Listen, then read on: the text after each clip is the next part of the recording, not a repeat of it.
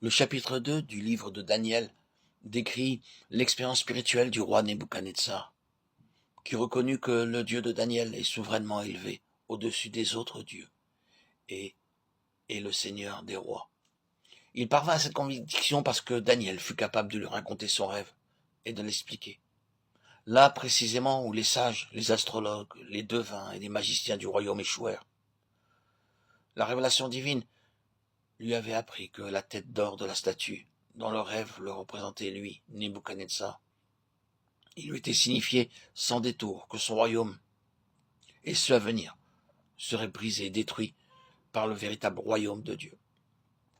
Il avait vu la pierre détachée, sans le secours d'aucune main, frapper les pieds de la statue, de sorte que l'or, l'argent, le bronze, le fer et l'argile furent réduits en morceaux et rendus semblables à la balle que le vent emporte. La pierre devint une grande montagne et remplit toute la terre. Dieu lui avait ainsi révélé que tous les royaumes des hommes, aussi solides fussent-ils, seraient un jour détruits.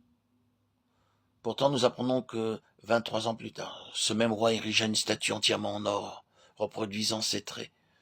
Il poussa l'orgueil au point d'exiger des peuples qu'ils l'adorassent à cause de son royaume, de sa puissance, de sa richesse. Ainsi donc, il apparaît clairement que les hommes sont condamnés à demeurer aveugles spirituellement, à moins que la parole de Dieu n'entre dans leur cœur et qu'ils ne naissent de nouveau. Les miracles et les prodiges ne modifieront pas leur nature profonde. Ils auront beau invoquer Dieu, parler de lui dans les mêmes termes que Nebuchadnezzar, et pourtant aucun changement intérieur ne se manifestera. Après avoir confessé ouvertement que le Dieu de Daniel est le Tout-Puissant, Nebuchadnezzar en était arrivé maintenant à exiger du peuple qu'il adorât des idoles. Il ne voulait pas se soumettre au Dieu vivant. Il est vrai qu'il se repentit, ainsi que le relate le chapitre 4 du livre de Daniel. Mais après avoir été chassé de son royaume et contraint de vivre dans la forêt, le roi ne s'était pas tourné vers Dieu de tout son cœur malgré les révélations extraordinaires qui lui avaient été accordées. Et c'est ainsi que le Tout-Puissant fut amené à sévir avec rigueur. Ceux qui ne sont pas disposés à se repentir alors qu'ils sont traités avec indulgence devront faire l'expérience de la sévérité.